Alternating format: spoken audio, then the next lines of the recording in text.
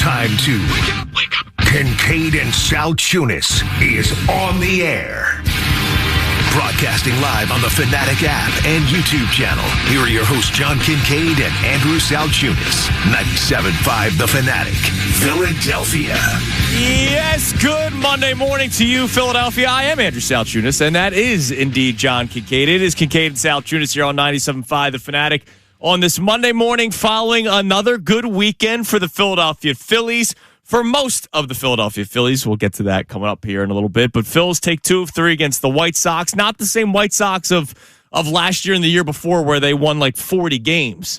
They're almost at that total. The White Sox, as of this morning, are 34-31. So they got some nice young talent, too. Yeah, it's not like it was a couple of years ago when they were like on a record-setting pace for most losses. 119 or something, or they were terrible. It was worth horrible. it. It was worth it. Yeah, they got some players. And good club. But the Phillies are a better team, and they took 2 of 3 against them, even though some of the starting pitching wasn't that great. Yeah, it's part of a problem. And so that's how we'll start the show this morning.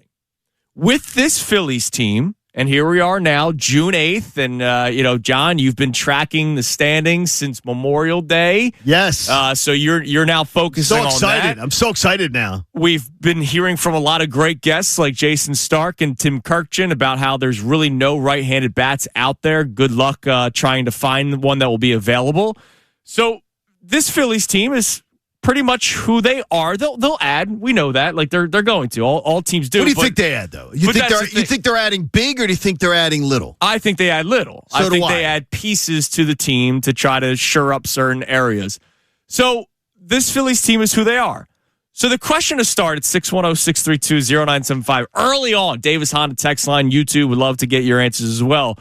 Do you find yourself focusing more on the good or the bad with the Phillies? Because even though they took 2 of 3, there was plenty of both this weekend. They're 35-30. They're 5 games over 500. We know the turnaround that this team has shown. They're about to begin a much more difficult stretch this week instead of what they just went through this past week. But, John, do you find yourself looking more at the good or the bad with the Phillies? The good, because I'm hoping that they will solidify that wild card spot before the All-Star break. Okay. So that's what I'm focused on right now. Right now I'm saying I want the top wild card spot solidified by the All-Star break. So I've given them a task and hoping that in the next 5 weeks of baseball, which is what it is, they've got 5 weeks to accomplish it beginning tonight. I'm hoping in those 5 weeks they move from the second wild card where they are awake this morning to being the first, and that they are secure in the wild card spot. I'm talking you're secure in the wild card spot. I want to be up by 3 or more games in the wild card position, but in the top spot where there's 2 teams trailing you in the other 2 wild card spots, and then you're up at least 3 on being a wild card. I think they can easily be there. That's what I'm focused on. So I've been focusing more on the positive because I think the negatives are showing themselves to be real. Yeah. That they are real at this point, that they're not going to change. Aaron Nola is nothing's changing. So it's like I could beat my head against the wall or I can focus on something that potentially is positive. Joe Zempic is not going to be a great relief pitcher again. He's going to have stretches where he is, but he's not going to be a great relief pitcher again. Andrew Painter is over his head. There's things that you can just beat your head against the wall or you can accept and you can focus on. There are a lot of good things. And by the way, I do think that this past week the offense started to show me that, maybe they're coming out of their slumber. And that's why Andy Negative is with John Kincaid on this one. I'm leaning. I'm looking at the positives right now. But is it the offense that has you most going? Okay, I'm going to be a little more positive. Yeah, the offense showing life. Yes, coupled with 2 aces. Yes, like Christopher Sanchez and Zach Wheeler. What they are doing, we already know that Christopher Sanchez was pitching at a historic level, literally, making history of the scoreless streak as a left-handed pitcher in Major League Baseball. But what Zach Wheeler's also doing, I was at the start the other day when he had the no-hitter through 5. And I'm looking at the velocity. Boom, 97. I'm like, man, like he really is back. And he has been back for a couple of starts now. But he's unbelievable. But there was legitimate concern. All right, who is this guy, post thoracic outlet surgery? Is he going to be the same guy? His off season wasn't all that long. Like, he wasn't in the minors all that long. He joined the team in May. And by the way, he's been dominant. His performance wasn't that great, honestly, coming back off of the thoracic outlet surgery. Yeah, he was throwing like 93. He didn't look great. He didn't look great. But man, has he geared himself oh my gosh, up, dude. He's back to vintage Wheeler. He looks fantastic. You mentioned Jose Alvarado. I can also mention Johan Duran, who's been literally unhittable. And yesterday they started to talk about it. I mean, we're heading towards Father's Day time. He has been win and save situations. He's been unhittable, and he's been the best. That's awesome. So I'm going to choose to do that because, again, when I started to look at the standings and started to care about the standings, I'm looking at it saying the division race is something that if it becomes entertaining, it's a bonus. I'm not worried about the division race. I'm not worried about them getting involved in the division race. You won 5 of your last 6 games and you lost ground. I'm not worried. The Braves are now 9.5 games ahead of you in the NL East. Yeah, I'm not worried. And I'm not worried about the division race because, again, the 2 best Octobers we've had, they've been a wild card. So I'm not concerned that is the determinant. If they don't win the division, that means October's going to suck. When in reality, we know, you know what? October may be great because they don't win the division. Who knows? I'll worry about that when we get there, and that's what we're going to worry about right now is the berth itself. Do I even have to ask Connor? Nah, you don't. You know where I'm at. Listen, they scored 20 runs in this series against the White Sox. That would have been like a week and a half plus total for the offense just a couple of weeks ago. The truth. And you're going to win enough games between Sanchez, Wheeler, and Luzardo starts to be in the postseason. As long as this offense isn't scoring 3 runs a game, and I think they're starting to come out of it, and we can only react to where they're at right now. Why? Why's that? It's hitting season. I know. It only happens in this area. Hey, listen. Hitting season is almost for an entire year in other areas. Philadelphia, John, I don't know what it is. There's a weather phenomena that takes place in South Philadelphia that only here is there an actual hitting season. I had this discussion with Charlie Manuel once. I got to have lunch at a table where Charlie Manuel was sitting and Larry Bowa was there and everything. And I said I wanted to thank Charlie a few years ago for the fact that people still reiterate his comment of hitting season is one of the stupidest things that I've ever heard, and that people continually just repeat it as if we live in a weather vortex. The numbers speak for itself. That in every other city, teams can hit. June 4th, the weather turned to officially hitting season. Some are saying Cooper Salchunas saved the season. They scored 6 runs. First time they scored 5 runs since May 18th. And since then, they've done that a couple more times. They scored 8 in Game 1 against the White Sox,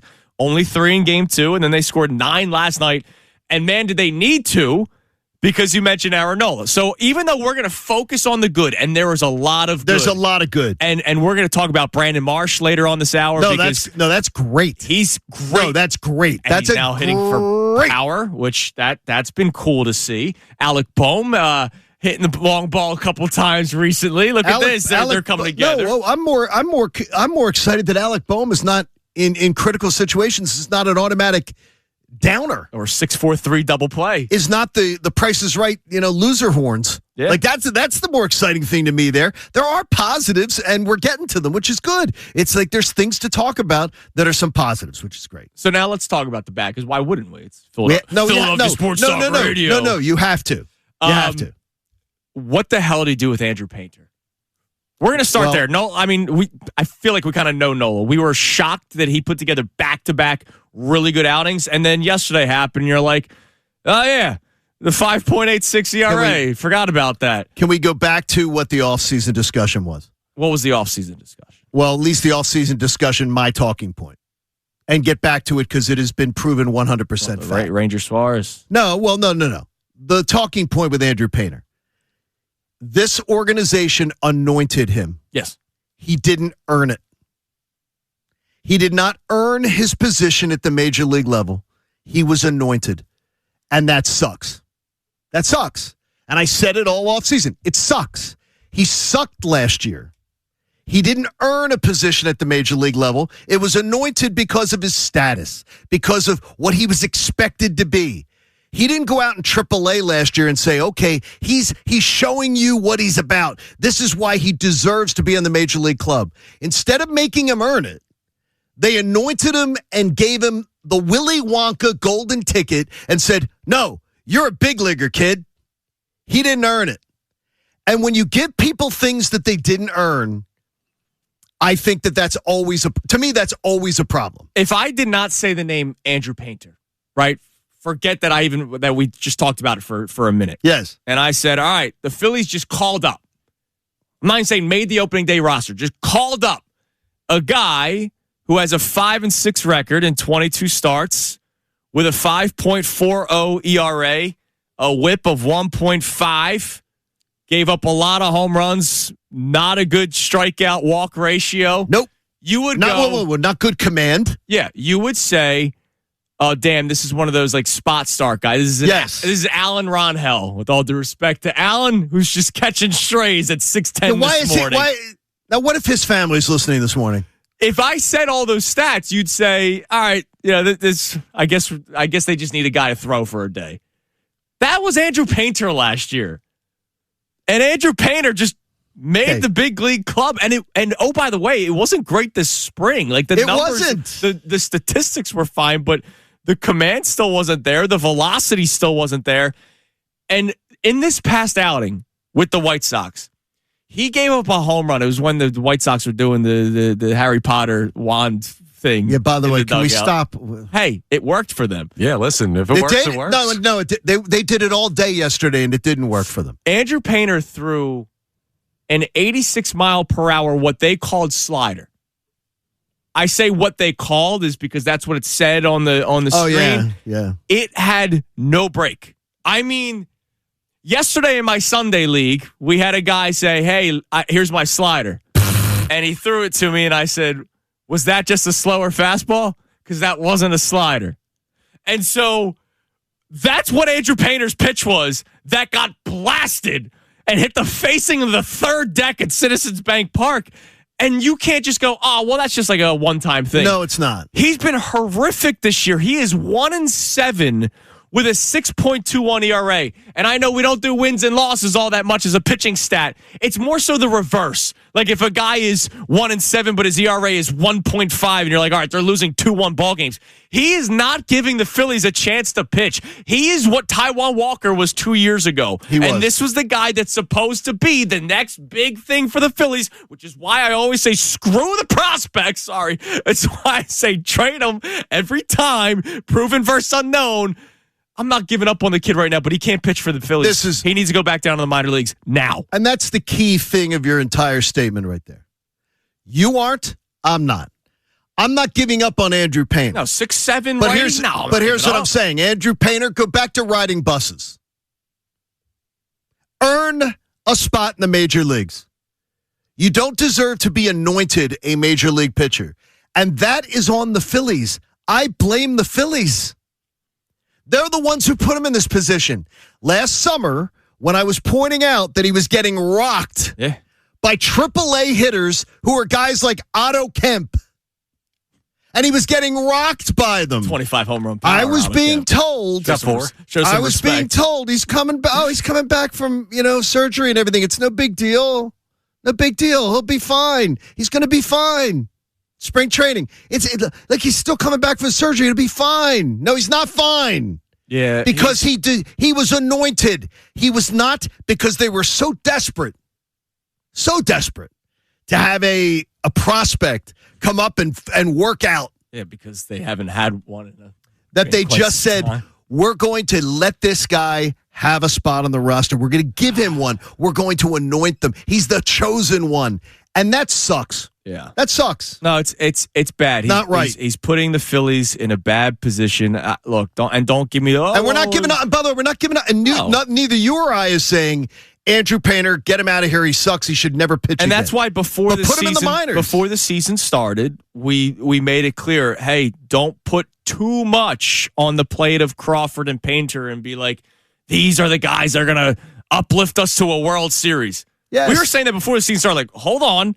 Let's see how they are first. Take your time. And if they're not great, don't panic.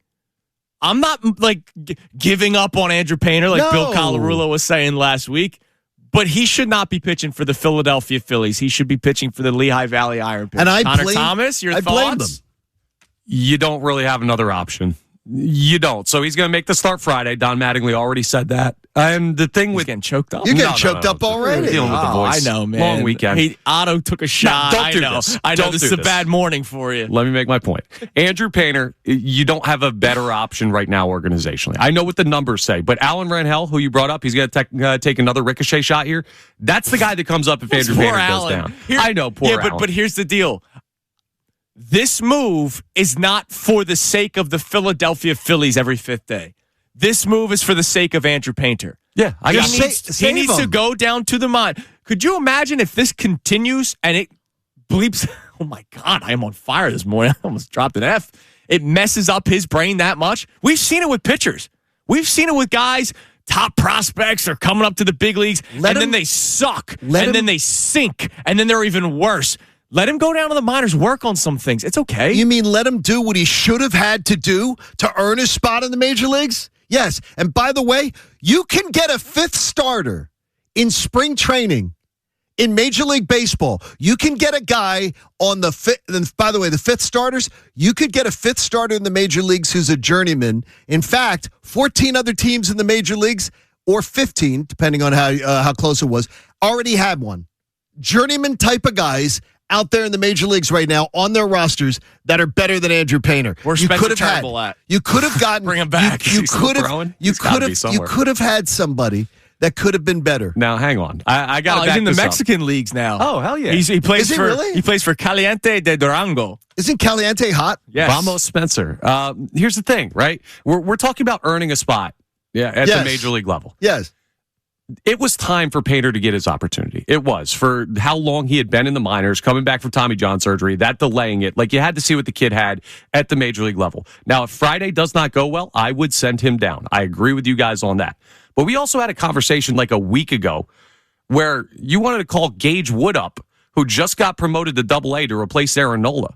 What has he earned to be up here? Why is that different? He's had success. Guess what? Is that he is also a successful. He is your top prospect. And by the way, there are organizations, Connor. There are many successful organizations where Gage Wood would have had an opportunity to potentially pitch. Right, but this is totally different sides of the same argument. Like, why has he earned something for you? But Painter, because you are in a position where you need it because of the stupidity of what you did with him. You're in a position you're saying you don't have a better option. You may have a better option. And right now, you put yourself in a position where you may have to try something. You may have to roll the dice. I'll say it again. I don't even know if they have a better option. But I'm not even saying this for the Phillies. I'm saying this for Painter. Andrew Painter needs to get his... Save him. He needs to, I'm fine with that. I'm not arguing right that now, point. he's sinking, and he's got weights tied to his ankles, man. He's not not swimming out now. Let's save the guy. Let's not hurt the guy's future. And by the way, I do believe what you're saying is very valid. His future could be hurt by what's going on right now because he's losing confidence. Because the body language, and I sometimes put too much on it. His body language sucks. Are you a studier of body language? His body language sucks, and Larry Anderson talked about it in the broadcast. Oh, how about that? A little slumped. Like, you watch body language. Yeah, because he realized he's not good right now. And he's out there, and you're getting your ass beat, and it's just... He's a problem. I'll just contend the earning it point. I will contend where he's at now and what the Phillies should do. I'm on the exact same page. Alan Ronhell's got a 3.73 ERA right now down in the minors. Thing is, Connor, you don't earn it. You don't earn your spot in the major leagues, and you never have. As being around this a long time, teams never said, well, he earned his spot by just being there for a long time. He deserves a shot at the major leagues. You earn it by showing that you have the stuff that you get a chance. Right. You don't earn it by just showing up. He's shown plenty of stuff in the minor league. No, he has not shown success. Right? But not the success he has. He didn't have the success to... You got to show success. If I took the name Painter out of it, we would not want this guy pitching for the Philadelphia Phillies. The problem is he is a top prospect, and because he is a top prospect, we're going to ignore some things and just look at the stuff, right? And look, we do it for athletes all the time. Yeah, but look at the tools. I did it with Ben Simmons for years, right? Yeah. Ben, he can't shoot, but look at all the other things he could do. And then ultimately, you found out that the shooting was a problem if you don't have the right roster around him. Problem is, this isn't basketball. This is one man versus one man. It's pitcher versus batter. And when you're throwing sliders that don't move at 85 miles per hour down the middle of the freaking plate, I don't care if you're playing the White Sox or the Dodgers. They're hitting home runs off of that. We're driving back yesterday from Pittsburgh and had the opportunity listening to Scott Fransky and Larry Anderson, who do a fantastic conversation. I call it a conversation about baseball as you're listening, and it was great.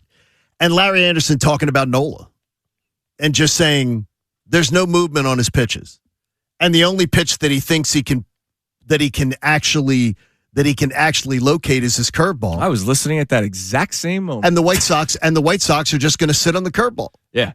Because he doesn't have the confidence to throw anything else. And so they're just going to sit on the curveball because he has no confidence in anything else. Yeah. Well, good thing the bats came to life after Aaron Nola's rough start. Phils were down 5-0 at one point yesterday. Right? No. That was the they other were game. up 1-0. That was the White Sox game that ended. Yeah, you're talking about that one, yeah. But then they fight back and they win 9-5 yesterday. They did, and that game kept going back and forth. They kept giving Nola leads, and then Nola kept blowing leads. Yeah, that's always good. It's normal. That's great. All right, coming up next, we mentioned Brandon Marsh. He needs extra love today, and we need to put a call out there for Phillies fans to work together, John. We're going to do something live on the air together. We need you to be a part of it because MLB.com, they don't even recognize what Brandon Marsh is doing. The website of the league he plays in. It's Kincaid and Sal Tunis, 97.5 The Fanatic. Kincaid and Sal Tunis, 97.5 The Fanatic and 97.5thefanatic.com. 97.5 The Fanatic and 97.5thefanatic.com. It is 6:30 here on Kincaid and Sal Tunis, 97.5 The Fanatic, and it is time for us to band together to get Brandon Marsh into the All-Star game. Now, I think Brandon Marsh will be in the All-Star game regardless. He's going to be. He's going to be appointed into the All-Star game. But Brandon Marsh is deserving of recognition to be an All-Star starter. Okay. And it's amazing the story of Brandon Marsh because I've written this guy off like 75,000 times, and the trade of the hell's his name, the catcher Logan O'Hoppe. Thank you. The untouchable prospect that was Logan O'Hoppe, and then you get Brandon Marsh for him, and it really wasn't that great. Like Brandon Marsh has had moments for sure. I always recognize the 2023 NLCS where that team peed themselves the last 4 games of that series. He was one of few players that was consistent throughout that entire series. But other than that, his other playoff performances weren't so great. Some regular seasons weren't so great. And last year, that month of April, to start the season in 2025, was some of the worst baseball that we watched, both offensively and defensively. He's never put together more than 2.5 good months of baseball consecutively in his Phillies career. And right now, he's got a chance to put together a whole year. Yeah. And right now, it's been awesome. It's been praiseworthy. And we are all here for cheering him on for it. It's awesome. And after that minor league stint last year, I mean, he finished the season strong, and awesome. he's been great all year. And so a couple of days ago, probably early last week, we were talking about whether or not Brandon Marsh would be an all-star starter. And it was actually more than a couple. It was probably 2 weeks ago. Connor was talking about it, and I was like, I don't know, dude. The power numbers aren't there. And we looked up Luis Arraez because Luis Arraez is like the best example. He can hits 350 up until the All-Star break. And I looked it up. He made the All-Star team 4 times and was only a starter once. And it was the same numbers. It's just there's no power. And what do 12-year-old kids do when they go to their All-Star ballot? Oh, that guy has 10 home runs? Oh, I'm voting that guy. Why do you think it is, though? Like, why do you think it is that... Chicks dig the long ball, man. No, I think it's because... guys. I think it's because people do not do their homework. I do not like... I think that's part of it. The fan balloting is stupid. Fan balloting has long been stupid. It doesn't make sense. Fans don't pay attention enough to baseball. The balloting system sucks. Yes. And so it doesn't... It's awful. And you have the kids that will vote for every Phillies player. I did it. When I was a little kid with the punch-out ballots, I was like, all right, Catcher, little kids, first base, little kids will, because that's the simplistic simpleton system that baseball has set up, and it's very on brand for a sport like baseball that is always behind the curve. And you get 5 votes a day. You can do it 5 times, right? Exactly.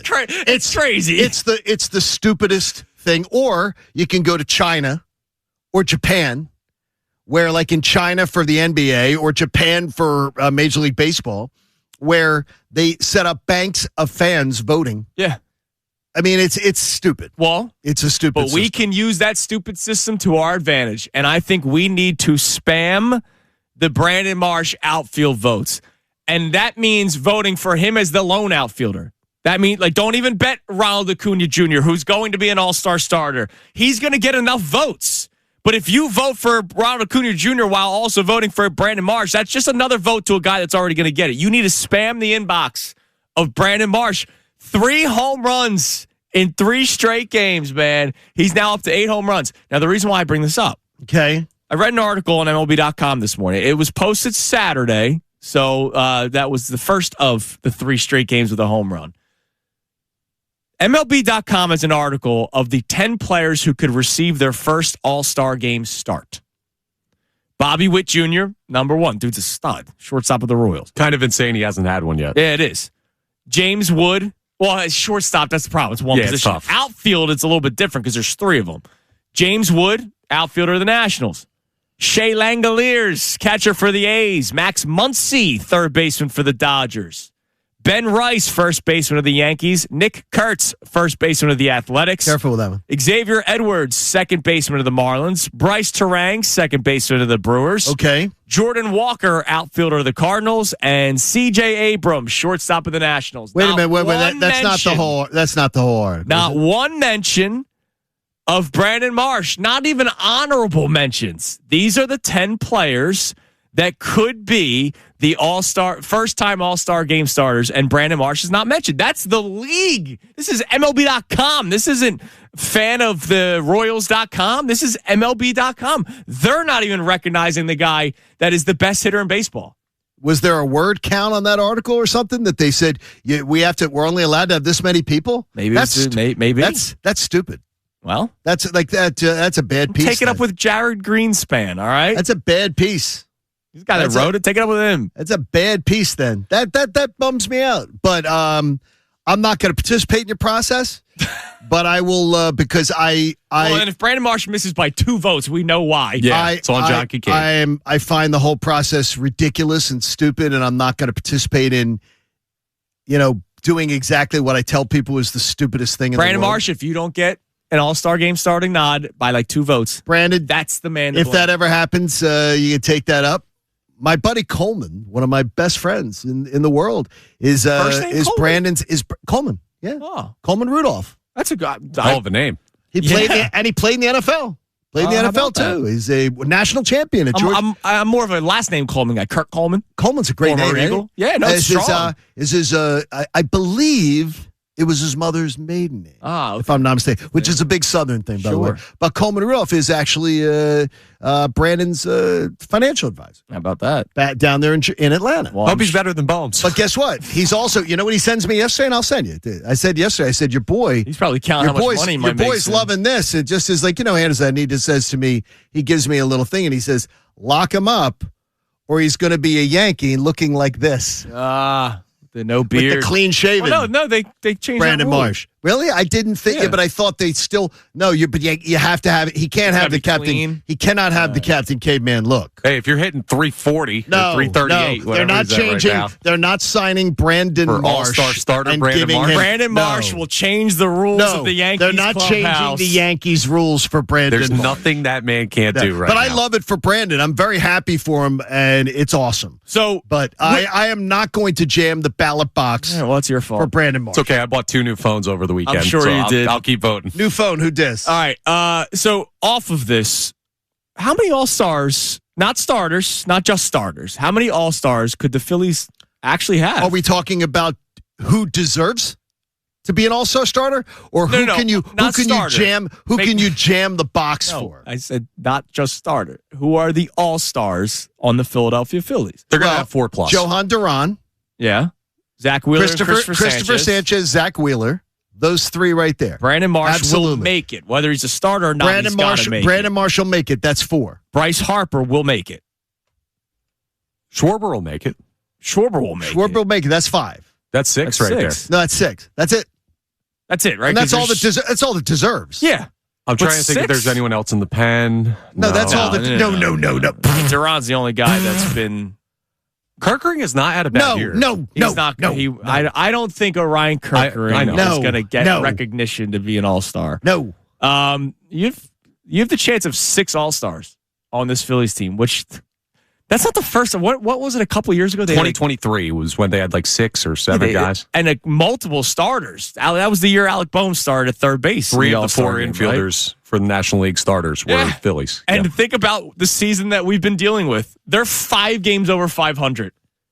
It was really bad at one point. They were 9-19 at one point. They were. And here we are now. And now they've got let's just say a little renewed life. All right, what do we have on the text line when it comes to this Andrew Painter thing? If people respond, because John Cheeseborough chimes in on YouTube. What's up, Cheesy? Remember when Painter was the next big thing and the main reason they were comfortable with letting Ranger walk?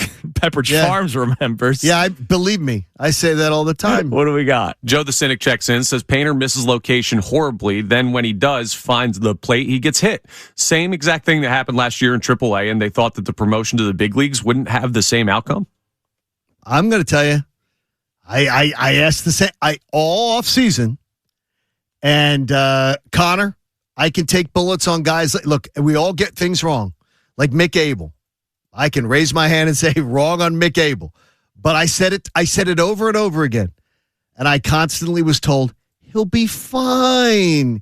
He's going to be fine. No, he's not fine. I still believe he's going to be fine. He's just not now. He's made 11 career starts. He needs to go down. Right? He's going to start Friday. If it doesn't go well, you're going to Lehigh. But you're basing fine on nothing.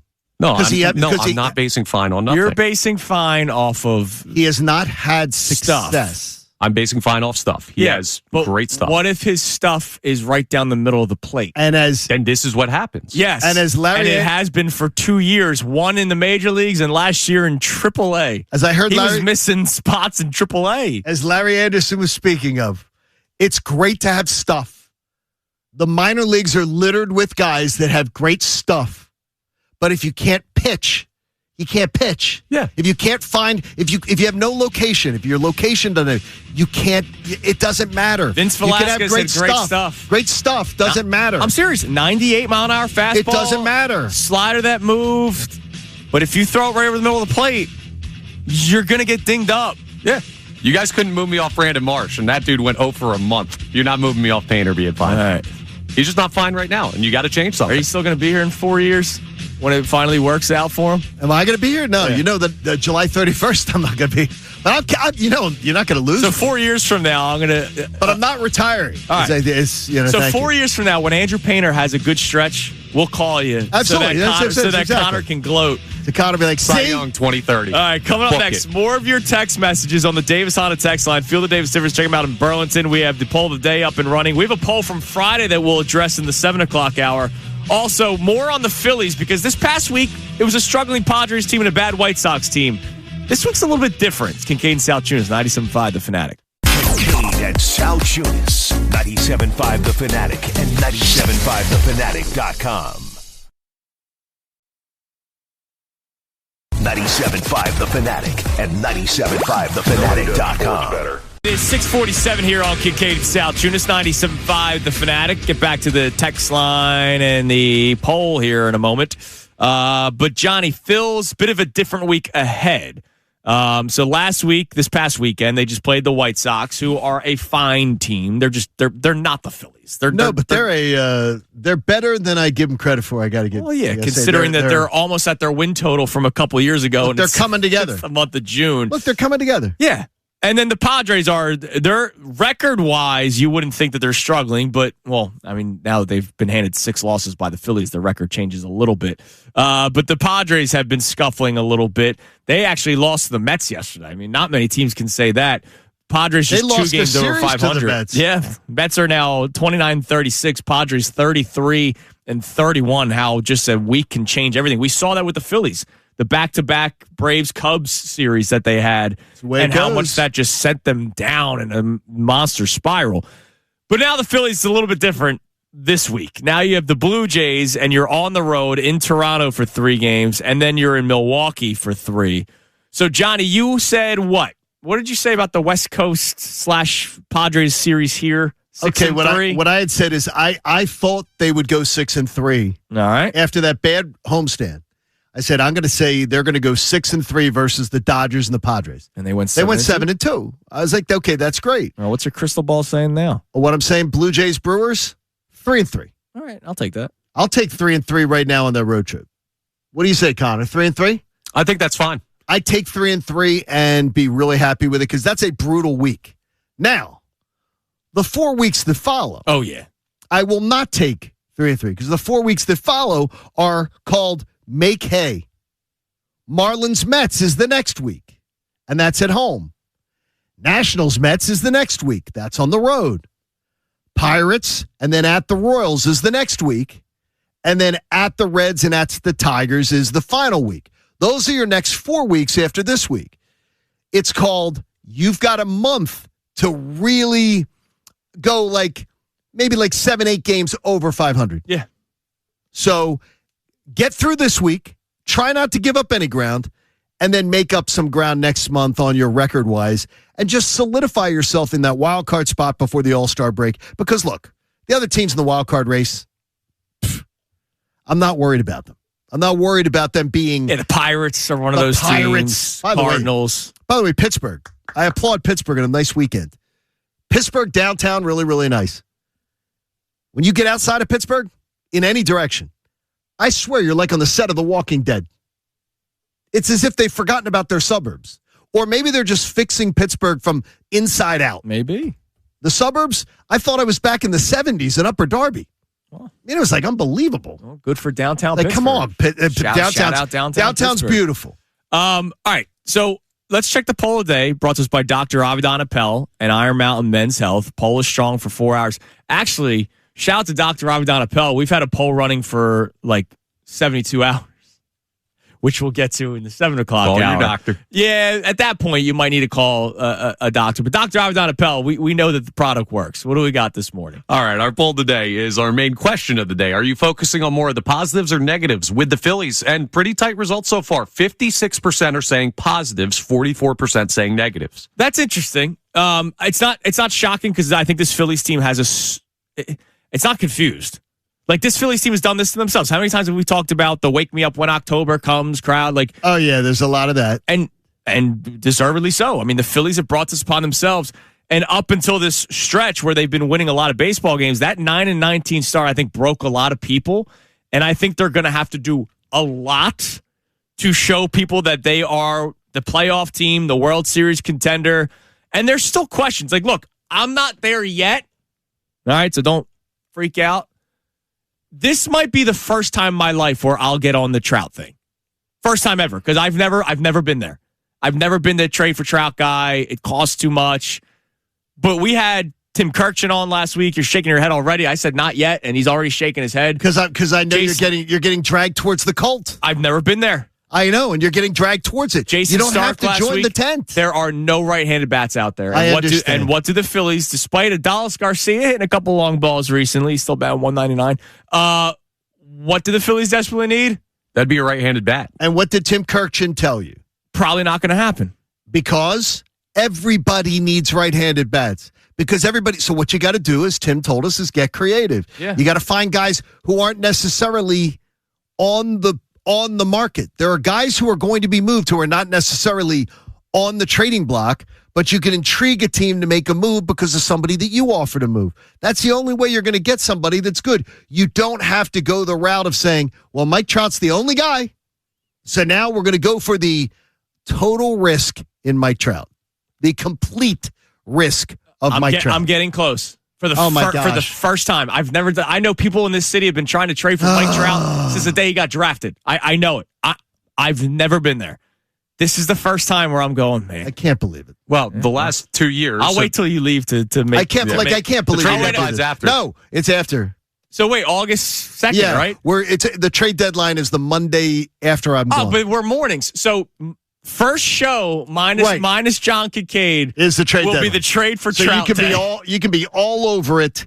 Be all over it and enjoy yourself. So either Adolis Garcia is at 20 home runs August 2nd, or it's trade for Trout Day on Be all for whatever it. the hell the name of the show will be. You can be all over it. Yes. Dude, the funny thing about this Does Pops is- Kalshi, by the way, Kalshi have any odds on that? we could go look. I'll go I take did a like look. that. See Yeah. if You they can have, trade on do they anything. have any odds on my next job, too? If he can get that, please get You on can Kalshi. trade on anything. Okay, that's including amazing. John Kincaid. There we Maybe. go. We'll see. The weird thing about this, right? The positives, negatives that we were just looking at for the Phils, like they were in a very similar spot to the Mets. And I know there are issues with this baseball team still, like the right hand stuff, the offense inconsistencies. Okay, got it. The Phillies now have a top 8 record in baseball. The Mets have a bottom 7 record in baseball. Like it would be very easy for the Phillies to continue to have been where they were at when they were struggling. Like you shouldn't turn your nose up at this turnaround. No, I'm not. No, I'm not saying us. no, I'm- for the people that are saying they're I'm glad. noticing more than negative. I'm glad they finally got out of Eeyore land and got, little Oh, no, here we got go. motivated. It's all because of Magic Mattingly. How come he hasn't fixed Andrew Painter?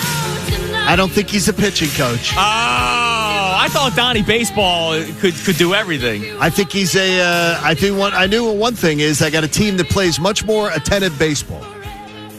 Yeah, they haven't had a bad double play in like 2 days. Even though yesterday I'm watching guys almost get picked off constantly. I'm like, what is going on? We'll speak Shouldn't to he fix that? We'll speak to Jim Salisbury on. today at 8:30. I'm gonna ask Jim about that. And I heard him with middays with Marks last week, and he was very, very, very, very emphatic about saying Rob Thompson did nothing wrong. Uh-huh. The guys got him fired. And guess what? I have an answer for. I have a question about that leads off that. I'm going to ask Jim Salisbury. Well, what was he doing right? And that's one of my questions that I have for Jim that I know when he was coming on. Then I need all these people to tell me, what was he doing right? It's amazing. Rob Thompson didn't do anything right, but Don Mattingly's done nothing wrong. No, I'm saying, what was he doing right? No, I've criticized Don Mattingly a couple times on the show. Yeah, you didn't like his outfit. Quite a bit. No, there's quite a few things I haven't or liked. what he made for dinner. There you didn't it say is. anything wrong about his baseball. Hey. All right, coming up next, the Phillies will not go away, but there was a Jalen Hurts video that took the world by storm. Unfortunately, it was this show, or fortunately, depending on if you're a content whore or not. We get on the record about Jalen Hurts and whether or not you pay him now or you wait a year. We'll explain more coming up next. It is Kincaid and Salchunas 97.5, The Fanatic.